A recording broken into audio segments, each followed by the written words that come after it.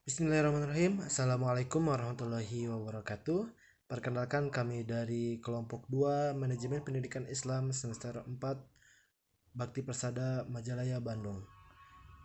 Adapun kami terdiri dari 5 orang anggota.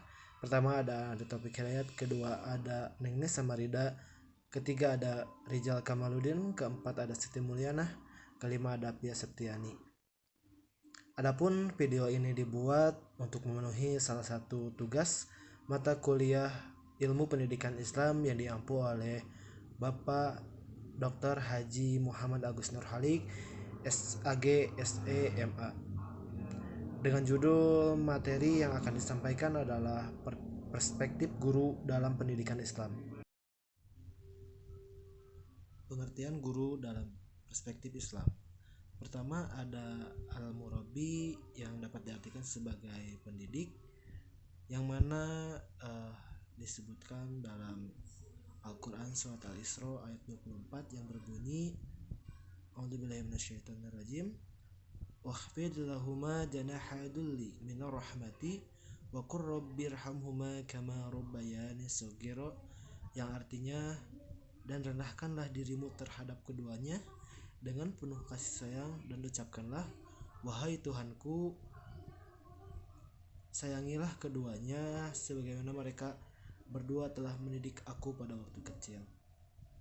Kemudian pengertian guru dalam Islam yang kedua itu ada al-muallim yang dapat diartikan sebagai pengajar yakni memberi informasi kebenaran dan ilmu pengetahuan sebagaimana dijelaskan dalam Al-Quran surat Al-Baqarah ayat 151 yang berbunyi kama arsalna fikum rasulan minkum yatlu alaikum ayatina wa yuzakikum wa yu'allimukumul kitaba wal hikmah wa yu'allimukum ma lam takunu ta'lamun, yang artinya sebagaimana kami telah mengutus kepadamu seorang rasul dari kalangan kamu yang membacakan ayat-ayat kami, menyucikan kamu dan mengajarkan kamu Alkitab dan hikmah serta mengajarkan apa yang belum kamu ketahui.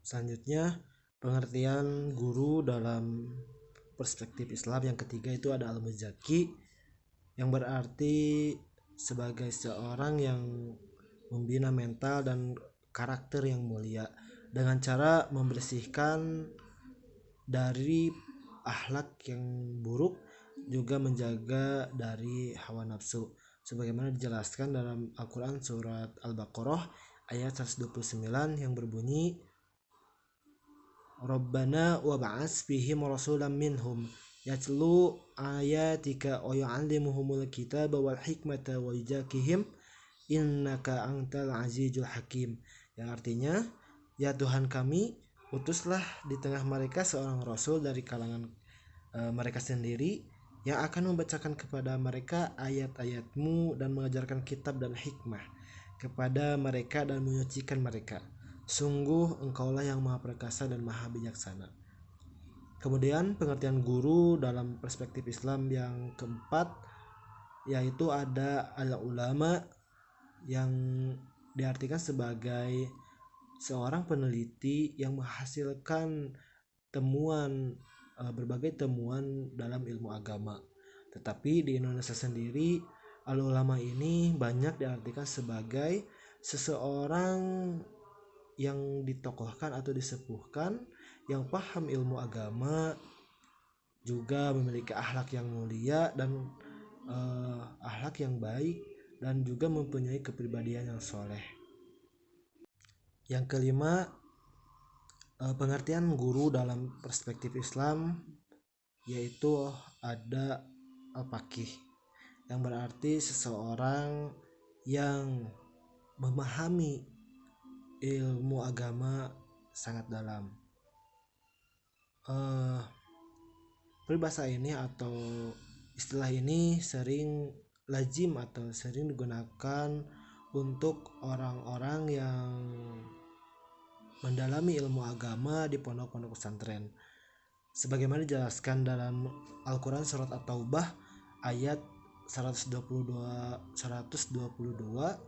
yang berbunyi, wa ma kana al-mu'minuna liyanfiru kaffah falaula nafara min kulli firqatin minhum ta'ifatul liyatafaqahu fid-din waliyundiru qaumahum idza raja'u ilaihim la'allahum yahdarun, yang artinya, dan tidak sepatutnya orang-orang mukmin itu semuanya pergi ke medan perang. Mengapa sebagian dari setiap golongan di antara mereka tidak pergi untuk memperdalam pengetahuan agama mereka dan untuk memberi peringatan kepada kaumnya apabila mereka telah kembali agar mereka dapat menjaga dirinya. Itulah pengertian guru dalam perspektif Islam. Selanjutnya, kedudukan guru dalam Islam. Yang pertama, tercantum dalam Quran Surat Al-Mujadalah ayat 11 yang berbunyi, A'udzubillahi minasyaitonirrajim, Bismillahirrahmanirrahim. Ya ayyuhalladzina amanu idza qila lakum tafassahu fil majalisi fafsahu yafsahillahu lakum wa idza qila fangsuju yarfa'illahu alladzina amanu minkum walladzina utul ilma darajat. Allahu bima ta'maluna khabir.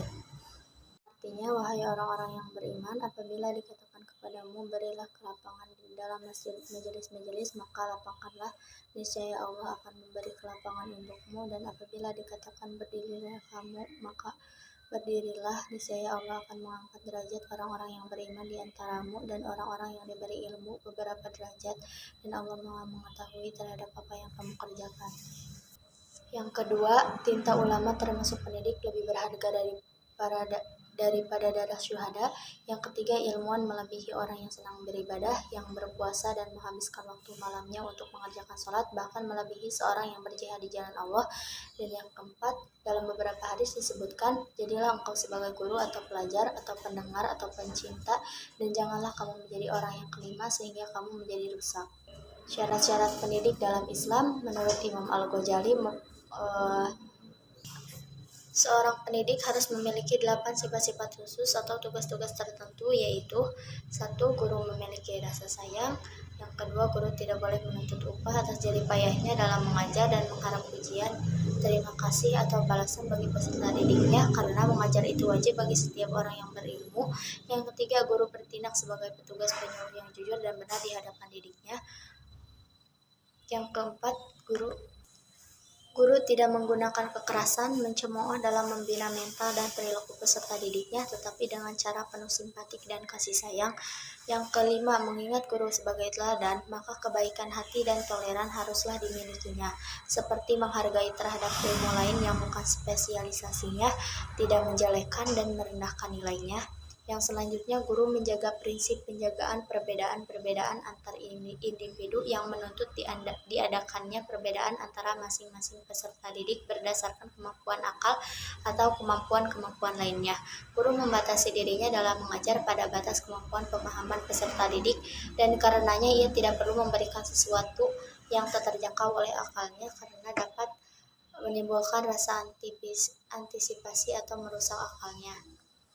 Yang selanjutnya, guru mempelajari kejiwaan peserta didik sehingga ia tahu bagaimana seharusnya ia memperlakukannya sehingga ia terjauh dari rasa ragu-ragu dan gelisah.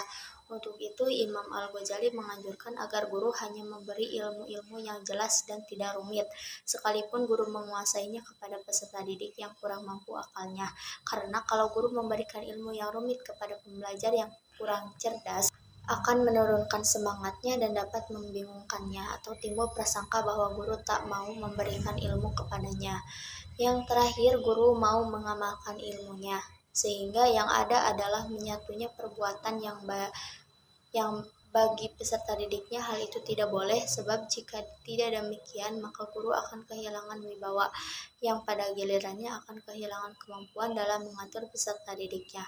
Menurut Al-Absyari, syarat menjadi guru itu ialah zuhud, atau tidak terlalu suka kepada kehidupan dunia, hidup sederhana, suci, ikhlas dalam bekerja, lemah lembut, tenang, sopan dan suka pemaaf, menjadi bapak sebelum ia menjadi guru, mengerti tabiat, kecenderungan, kebiasaan, perasaan dan pikiran peserta didiknya agar tidak salah arah dalam peserta didikan. Bersih fisik dan jiwa dari dosa besar dan kesalahan, jauh dari sifat mencari nama, dengki, permusuhan, dan sifat-sifat lainnya. Tetap menekuni dan membahas mata pelajaran yang menjadi tugasnya sehingga materi pengajaran tidak menjadi kering. Selanjutnya, peran guru dalam Islam. Dalam Undang-Undang Sistem Pendidikan Nasional Pasal 27 Ayat 3, peran guru dalam Islam yaitu sebagai berikut. Yang pertama sebagai pengajar, yang kedua sebagai pembimbing, yang ketiga sebagai administrator kelas. Tugas guru dalam pendidikan. Yang pertama sebagai pengajar atau instruksional yang bertugas merencanakan program pengajaran dan melaksanakan program yang telah disusun serta melaksanakan penilaian setelah program dilakukan. Yang kedua sebagai pendidik atau edukator yang mengarahkan peserta didik pada tingkat kedewasaan dan kepribadian kamil seiring dengan tujuan Allah Subhanahu wa taala yang menciptakannya. Yang ketiga sebagai pemimpin atau manajerial yang memimpin mengendalikan diri sendiri, peserta didik, dan masyarakat yang terkait terhadap berbagai masalah yang menyangkut upaya pengarahan, pengawasan, pengorganisasian, pengontrolan, dan partisipasi atas program pendidikan yang dilakukan. Kompetensi pendidik. Yang pertama, mengajarkan sesuai dengan kemampuan bidang keilmuannya. Dalam arti, pendidik harus memahami dan menguasai ilmu yang diajarkan serta peta konsep dan fungsinya agar tidak menyesatkan dan harus selalu belajar untuk mendalami ilmu. Yang kedua, berperilaku rabani, takwa dan taat kepada Allah. Yang ketiga, memiliki integritas moral sebagaimana Rasul bersifat sidik, jujur, amanah, memegang tugas dengan baik, tabligh, selalu menyampaikan informasi dengan kebenaran, dan fatonah, cerdas dalam bersikap. Yang keempat, menciptakan dan bangga terhadap tugas-tugas keguruan dan melaksanakan dengan penuh gembira, kasih sayang, tenang, dan sabar. Yang kelima, memiliki perhatian yang cukup dan adil individualitas dan kolektivitas peserta didik. Yang keenam, sehat rohani, dewasa, menjaga kemuliaan diri atau wara, humanis, berwibawa, dan penuh keteladanan. Yang ketujuh, menjalani komunikasi yang harmonis dan rasional dengan peserta didik dan masyarakat. Yang kedelapan, menguasai perencanaan metode dan strategi pengajar dan juga mampu melakukan pengelola kelas dengan baik. Yang kesembilan, menguasai perkembangan fisik dan psikis peserta didik dan serta menghormatinya. Yang kesepuluh, eksploratif, apresiatif, responsif, dan inovatif terhadap perkembangan zaman seperti perkembangan ilmu pengetahuan dan teknologi terutama dalam bidang komunikasi dan informasi. Yang ke-11, menekankan pendekatan student-centered, learning by doing, dan kolektual integral. Yang ke-12, melakukan promosi wacana dan pembentukan watak dan keilmuan yang otonom. Kompetensi guru menurut Undang-Undang Nomor 14 Tahun 2005. Yang pertama, kompetensi profesional, yang kedua, kompetensi pedagogik, yang ketiga, kompetensi sosial, yang keempat, kompetensi kepribadian. Baik, selanjutnya yaitu kompetensi profesional. Kompetensi profesional adalah kemampuan penguasaan materi pembelajaran secara luas dan mendalam yang memungkinkan membimbing peserta didik memenuhi standar kompetensi ditetapkan dalam Standar Nasional Pendidik sebagaimana disebutkan dalam Quran Surat Al-An'am ayat 135 yang artinya yaitu, hai kaumku, berbuatlah sepenuh kemampuanmu, sesungguhnya aku pun berbuat pula, kamu akan mengetahui siapakah di antara kita yang akan memperoleh hasil yang baik di dunia ini. Sesungguhnya orang-orang yang zalim itu tidak akan mendapatkan keberuntungan. Quran Surat Al-An'am ayat 135. Ada pula hadis yang meriwayatkan apabila suatu pekerjaan diserahkan tepat kepada orang yang bukan ahlinya, maka tanggunglah kehancurannya. Hadis riwayat Muslim. Selanjutnya yaitu kompetensi pedagogik. Kompetensi pedagogik merupakan kemampuan guru dalam mengelola pembelajaran peserta didik yang sekurang-kurangnya meliputi yang pertama yaitu memahami wawasan atau landasan kependidikan, pemahaman terhadap peserta didik, pengembangan kurikulum dan silabus, perancangan pembelajaran, pelaksanaan pembelajaran yang mendidik dan dialogis, pemanfaatan teknologi pembelajaran, pengembangan peserta didik untuk mengaktualisasikan berbagai potensi yang dimilikinya. Selanjutnya saya akan memaparkan dua materi. Yang ke satu kompetensi sosial dan kedua kompetensi kepribadian. Yang ke satu kompetensi sosial. Kompetensi sosial ialah kemampuan pendidik sebagai bagian dari masyarakat untuk berkomunikasi dan bergaul secara efektif dan efisien dengan peserta didik, tenaga kependidikan, wali peserta didik, dan masyarakat. Kompetensi ini sekurang-kurangnya meliputi hal-hal berikut. Yang ke satu, berkomunikasi secara lisan atau tulisan dan isyarat. Yang kedua, menggunakan teknologi informasi komunikasi secara fungsional. Yang ketiga, bergaul secara efektif dan efisien dengan peserta didik, sesama pendidik, tenaga kependidikan, pemimpin sesama pendidik, satuan pendidik, wali peserta didik, dan masyarakat. Yang keempat, bergaul secara santun dengan masyarakat sekitar dan menghindari norma serta nilai yang berlaku. Yang kelima, menerapkan prinsip-prinsip persaudaraan sejati dan semangat kebersamaan. Nah, yang kedua, materi yang kedua yaitu kompetensi kepribadian. Kompetensi kepribadian adalah kepribadian yang mantap, stabil, dewasa, arif, berwibawa, dan berakhlak mulia, serta menjadi teladan bagi peserta didik. Dalam Atiyah Al-Barashi memberikan syarat kepribadian seorang pendidik sebagai berikut.